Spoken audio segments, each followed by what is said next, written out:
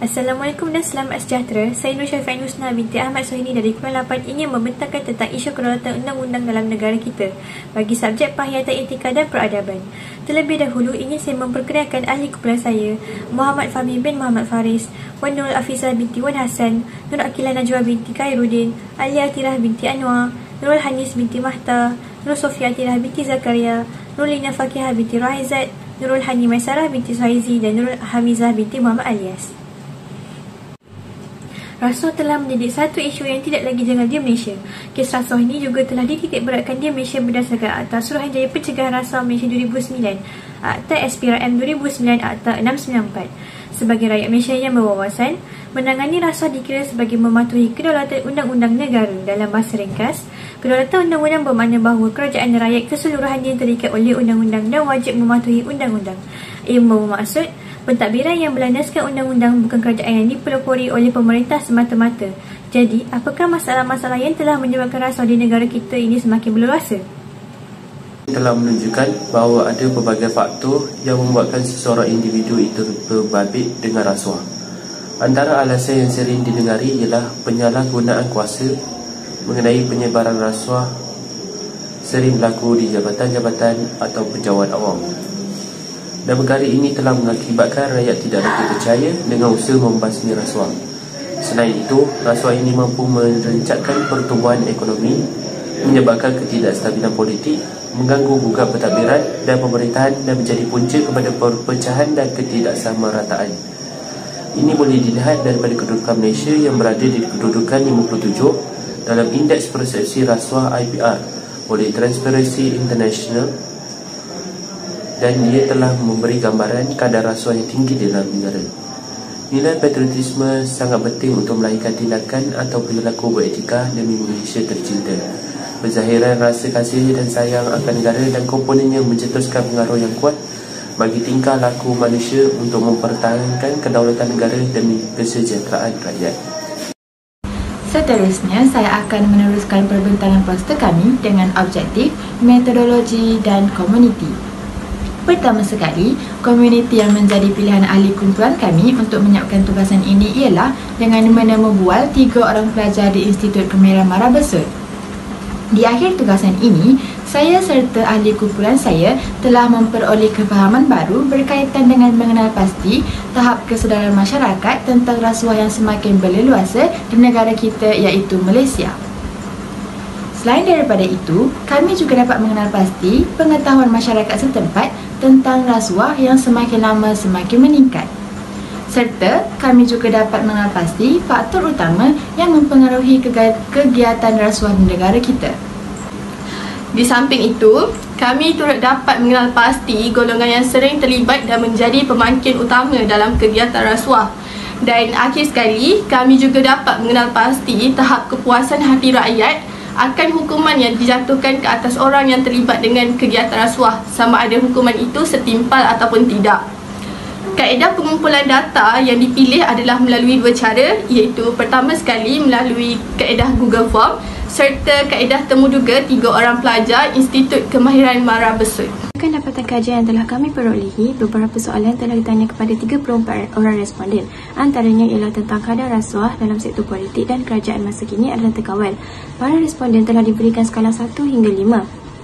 Sebanyak 29.4% daripada responden telah meletakkan skala 2 dan 3, manakala 8.8% dari responden meletakkan skala 4 dan 5.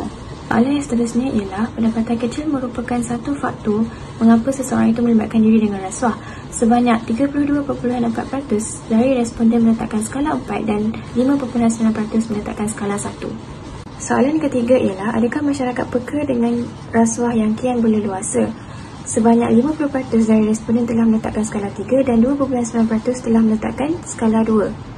Dan yang seterusnya ialah pemberi rasuah adalah dalam kalangan orang yang berjawatan tinggi. Majoriti dari responden telah meletakkan skala 5 iaitu sebanyak 52.9% dan 2.9% dari responden telah meletakkan skala 2. Seterusnya ialah rasuah merupakan salah satu faktor kemusnahan ekonomi negara. Sebanyak 79.4% dari responden telah meletakkan skala 5 dan 2.9% dari responden telah meletakkan skala 3. Jelaslah bahawa rakyat Malaysia mengambil tahu tentang isu rasuah yang giat berlaku dalam negara kita. Seterusnya, bagi 5 soalan yang terakhir berkaitan soalan ya atau tidak, kami mendapati majoriti responden bersetuju bahawa sifat tamak merupakan faktor utama seseorang terlibat dengan agenda rasuah. Seramai 32 memilih ya dan membaki 2 untuk tidak. Selain itu, hampir separuh iaitu 21 responden tidak bersetuju akan hukuman yang diberikan kepada pemberi rasuah adalah setimpal, manakala lagi 14 responden berfikir sebaliknya. Di samping itu, semua responden bersetuju bahawa rasuah perlu dibasmi bermula sedari kecil. Seramai 32 responden memilih ya untuk memberi hukuman kepada orang tengah dalam rasuah dan hanya 2 responden yang memilih tidak. 28 responden memilih untuk melaporkan kes rasuah yang mereka saksikan, manakala lebih 6 responden memilih untuk mendiamkan diri. Rasuah haruslah dicegah agar tidak menjadi norma dalam kehidupan seharian. Antara solusi yang dapat dilakukan ialah bermula dengan pembentukan minda dan emosi membenci rasuah itu sendiri.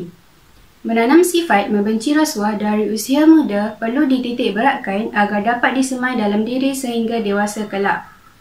Pihak ibu bapa memain peranan yang besar dalam membentuk sasiah anak-anak agar tidak tercenderung kepada kes rasuah. Selain ibu bapa, guru-guru di sekolah juga memainkan peranan dalam memastikan pelajar mempunyai kesedaran berkaitan rasuah. Hal ini seperti menjadikan agenda rasuah dalam silibus pendidikan sebagai agenda utama arus perdana dan dilaksanakan secara berterusan. Pihak kerajaan haruslah memainkan peranan dalam mengadakan silibus khas yang berbincang mengenai rasuah yang sesuai terhadap pelbagai peringkat umur pelajar. Akhir sekali, solusi yang boleh dilakukan ialah majikan perlu memberi gaji yang bertepatan dengan skop pekerjaan dan bermaruah. Hal ini dapat mengurangkan daripada berlakunya kekurangan jumlah pendapatan bagi menampung keperluan harian dan kehendak sama ada untuk diri sendiri atau untuk keluarga. Dengan ini, risiko untuk mengambil kes rasuah dapat dikurangkan. Kami telah membuat perbincangan mengenai isu rasuah dan patriotisme. Antaranya, bagaimana rasuah dapat menjatuhkan ekonomi negara. Rasuah dapat menjatuhkan ekonomi negara kerana ia menyebabkan pembangunan negara tidak seimbang dan saksama, boleh menjejaskan alam sekitar, menghilangkan minat pelaburan asing untuk datang melabur negara kita, meningkatkan kos pentadbiran dan urus niaga, menidakkan rakyat daripada mendapat perkhidmatan serta mendorong kepada berlakunya ketidakstabilan politik. Rasuah juga boleh melumpuhkan fungsi perjalanan sesuatu organisasi kerana timbul unsur penipuan dalam urusan. Sebagai contoh, pegawai kastom yang bertugas di persepadan negara menerima wang sogokan untuk melepaskan seludupan rokok murah. Maka kita boleh lihat bahawa organisasi yang sepatutnya menghalang seludupan rokok ini telah merugikan negara kerana ia terlepas dari tekena cukai yang menjadi sumber pendapatan negara. Hukuman penerima dan pemberi adalah setimpal, iaitu denda hukuman dipenjarakan tidak melebihi 20 tahun dan dikenakan bayaran denda tidak kurang dari 5 kali ganda nilai suapan atau minimum sebanyak RM10,000.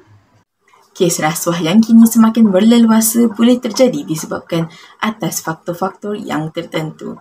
Contohnya seperti atas faktor kewangan, ekonomi gaya hidup yang semakin tinggi, pengaruh terhadap orang sekeliling dan kurang didikan mengenai rasuah juga mampu memberi pengaruh terhadap peningkatan kes rasuah kini.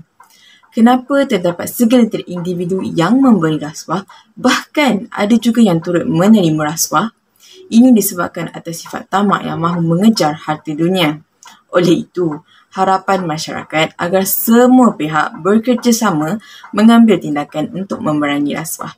Terutama sekali adalah dengan menanam sifat patriotisme terhadap golongan muda bagi membentuk generasi yang akan datang.